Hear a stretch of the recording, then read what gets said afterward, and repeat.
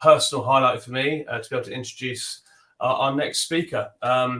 The official line is Céline Schillinger is an award-winning French entrepreneur, change practitioner, and consultant. She has over 30 years of field experience working with both small and global organizations across several continents. A solid track record on transformation informed Céline's vision of change, engagement, and leadership. A blogger since 2013 and a TEDx speaker, she was knighted by the French government for her workplace change efforts. Lessons from her journey in change are captured in Céline's first book that's a smash, and I think she's been traveling all over the world promoting it and being well received. So we're very honoured to have her here today, and it was published just in June this year. The book is titled Dare to Unlead, The Art of Relational Leadership in a Fragmented World. On a personal note, I've known Céline and respected her work for many years. I came across her when she was in another part of the world in Boston, and became an award winner for, I think, one of the first ever employee engagement awards in North America. She also had a colleague who had probably one of the most powerful presentations I've ever seen, and I can talk to you about that another day. But without further ado, I would love to welcome Céline. Bonjour. Bonjour, Matt.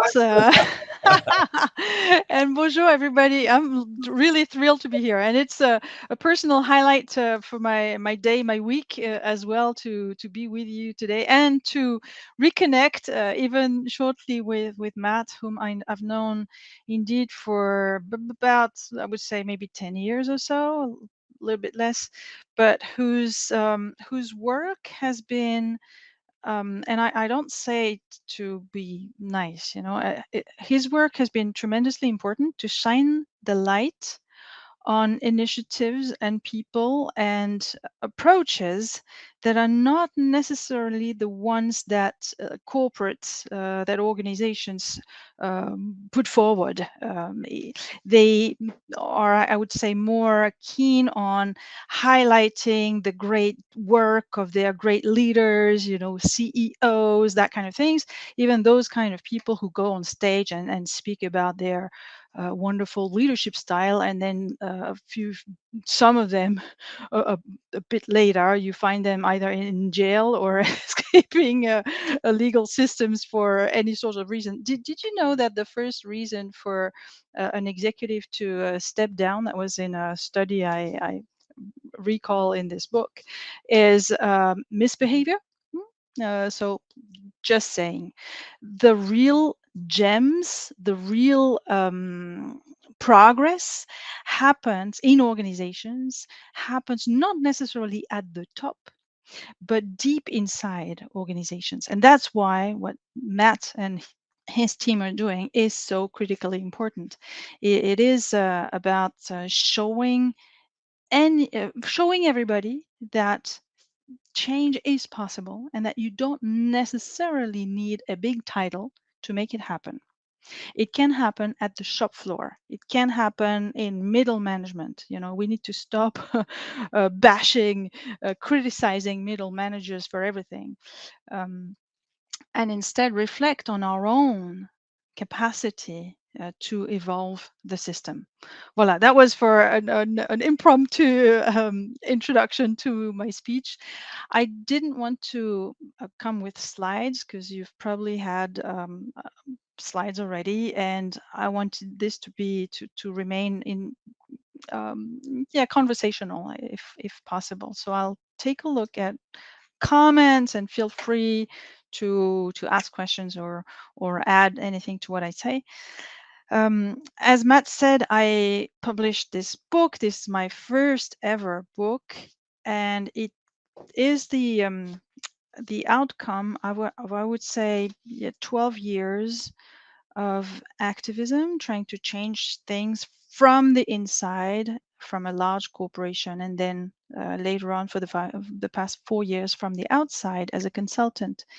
And change I stumbled upon change a little bit by chance, or maybe progressively as I evolved in the corporate world and I tried to conform and I tried to fit in, etc. And I progressively realized that corporations were losing a tremendous part of their potential by imposing this sort of cultural norms and mold onto their people.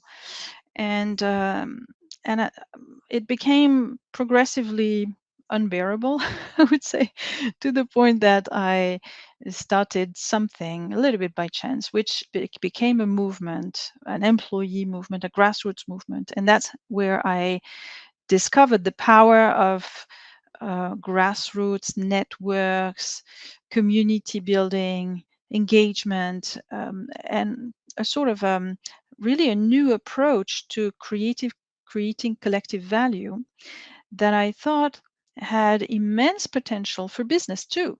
And since that day, I haven't stopped trying to experiment those community engagement approaches in different settings, applying them to different objectives, different business objectives, and every time it worked. I mean, that was quite amazing, but it did. And so it got me thinking, why do these things work?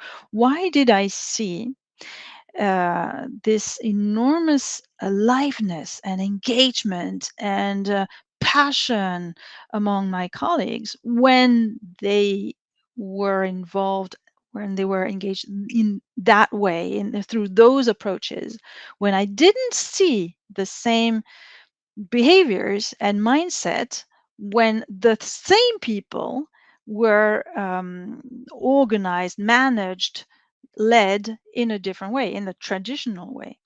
So I wanted to to understand why a certain type of approach to collective value works, and that got me think and write and research, and the outcome is this book. So it's based on my own experience, but also on lots of cross-discipline thinking and exploring. I went into sociology and philosophy and all sorts of studies, even studying like terrorism studies. Like terrorists are super engaged people.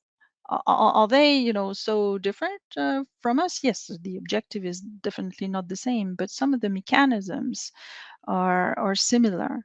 And I think the excesses of engagement in when you can mobilize people at scale, I would say it's not that difficult.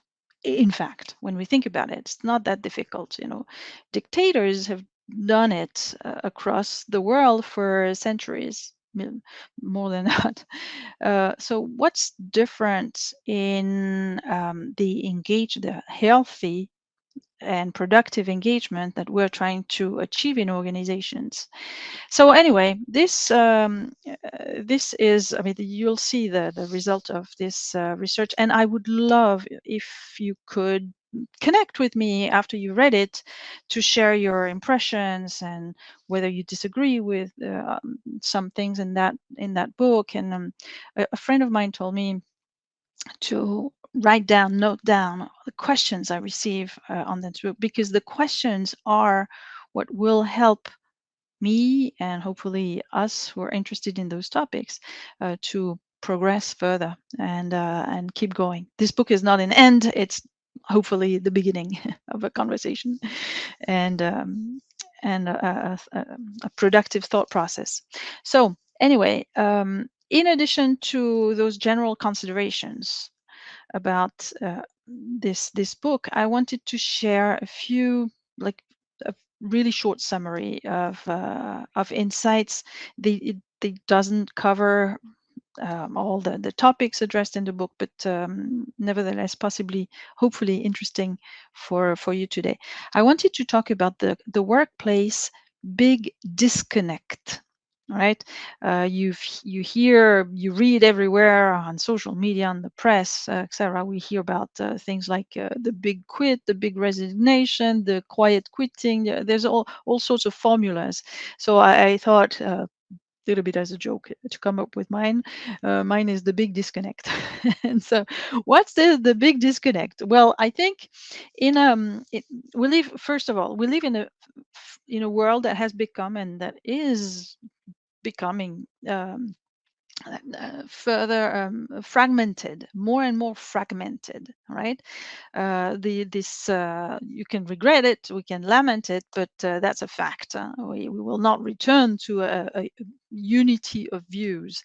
There's globalization that is creating all sorts of tensions, maybe deglobalization to come, migrations, the evolution of social values around the world, the individualization of our needs, the consumerism that is also not going to end up soon. So anyway, all those forces are contributing to fragmenting our common world.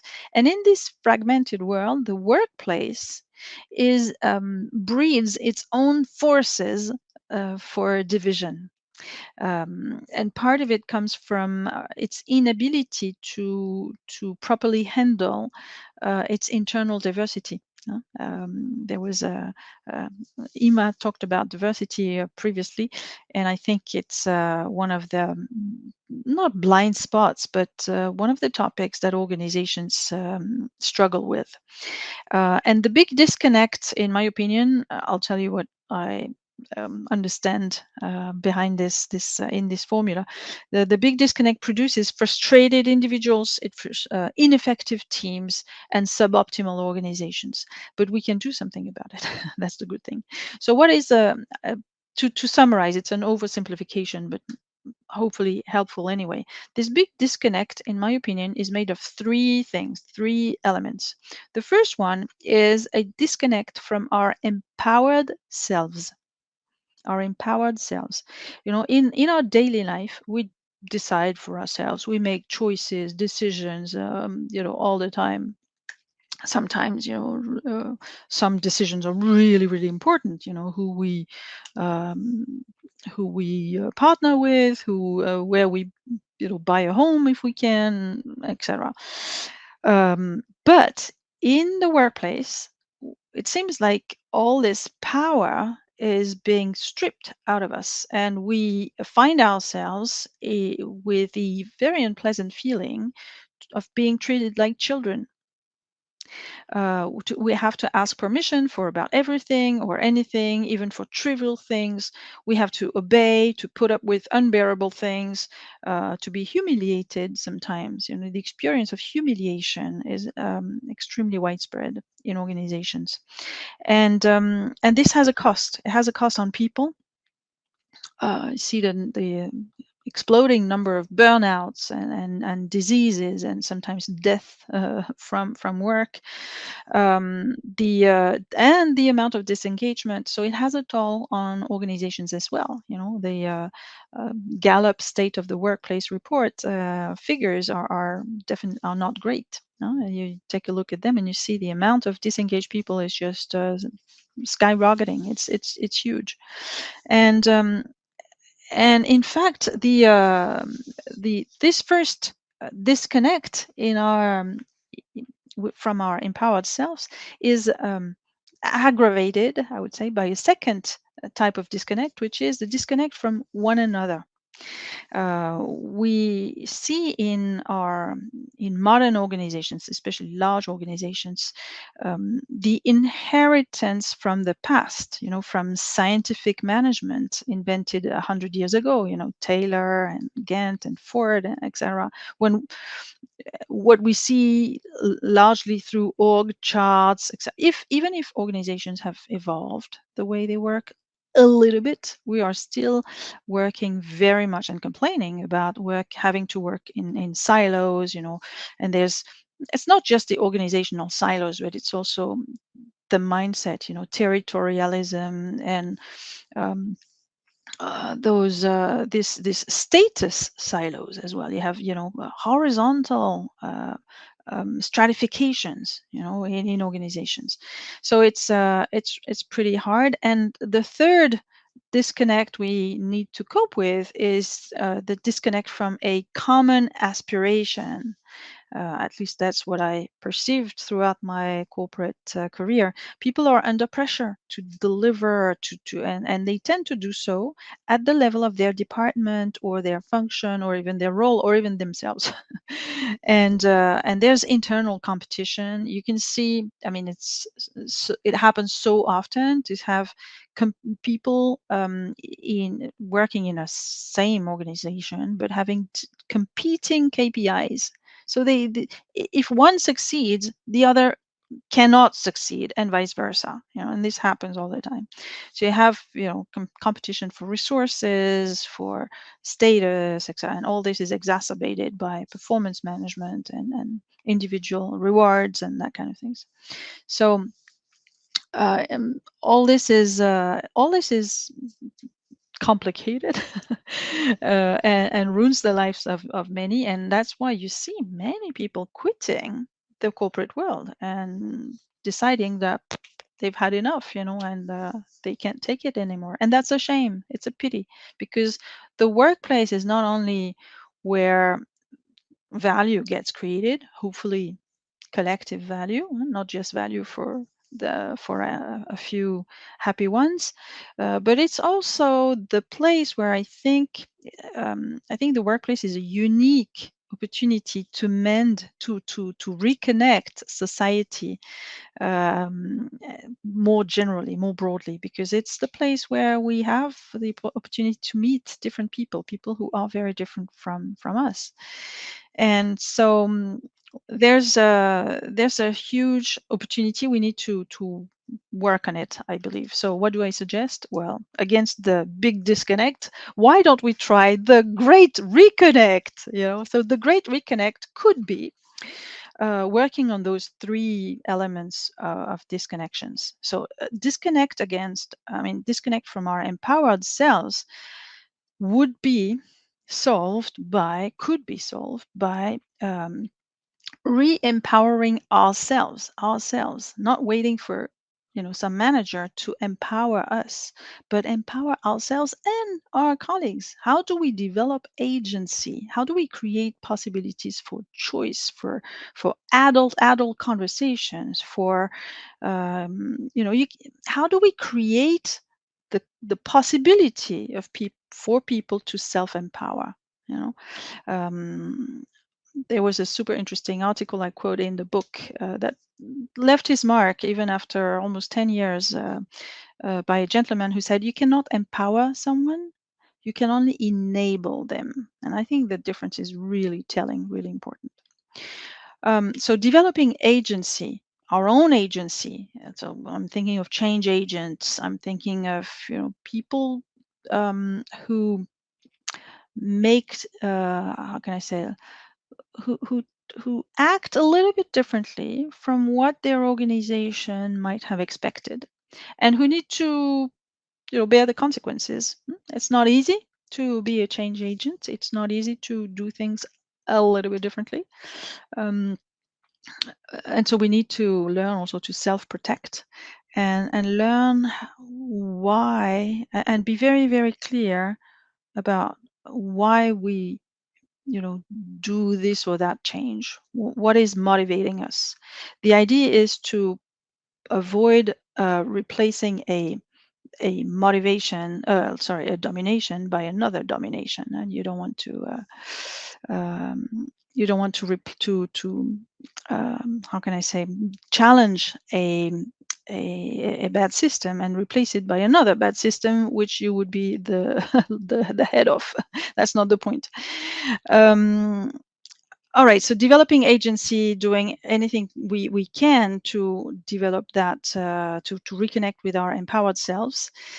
And the second source of disconnection, as I said, was the disconnection from one another. I think here the huge opportunity lies with networks as technologies, but also networks as work principle. How do we work more as networks? There is no we can be more creative than